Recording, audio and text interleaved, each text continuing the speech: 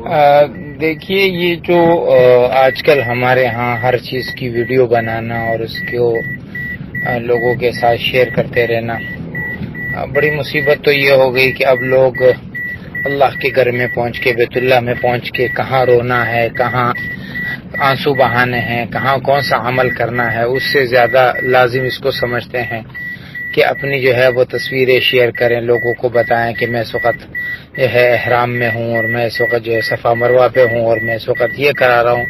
یہ ایک وبا ہے، ایک مرض ہے جو کہ اب ہمارے اندر عام ہو چکا ہے۔ اب میت کو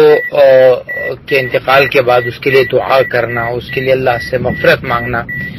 اس کے بجائے ایک آدمی لگا ہوا ہے اور وہ ویڈیو بنا رہا ہے، غسل کی ویڈیو بنا رہا ہے، دفن کی ویڈیو بنا رہا ہے، کفن کی ویڈیو بنا رہا ہے اور پھر اس کو شیئر کر رہا ہے، تو یہ وہ دل میں سے اللہ اور آخرت کے خوف کے نکل جانے کی علامت ہے کہ ایک انسان جو ہے وہ ساری چیزوں سے ہٹ کر اسی میں لگ جائے۔ اس آدمی کو بالکل توبہ کرنی چاہیے